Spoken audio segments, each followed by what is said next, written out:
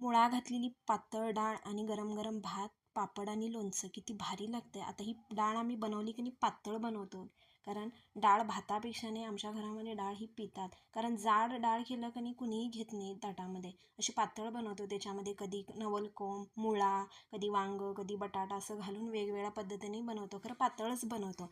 आता मी 2 मोठी डाळ घेतली, ती स्वच्छ धुवून घेतली कुकरमध्ये. त्याच्यामध्ये अर्धा उभा चिरलेला कांदा, एक बारीक चिरलेला टॅमॅटो आणि मुळा. मुळा असं मी राऊंड राऊंड कट करून घेतले. जरा मुळा जाडच ठेवायचं, नाही तर बारीक चिरला का नाही एकदम डाळीबरोबर तो शिजून जातो जास्त.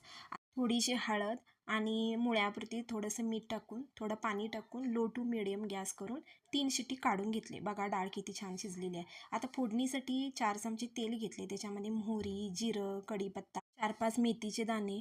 मेथी आवर्जून टाका, डाळीला खूप छान वास येतोय. बारीक चिरलेला कांदा टाकून चांगली फोडणी अशी भाजून घ्यायची. शिजवलेली डाळ टाकून त्याच्यामध्ये लाल तिखट, मीठ, गुळाचा खडा, ओली कोथिंबीर आणि ओलं खोबरं किसवलेलं टाकून चांगली मस्त अशी डाळ उकळून घ्या. बघा डाळ किती भारी झाली पातळ. ह्या पद्धतीने ट्राय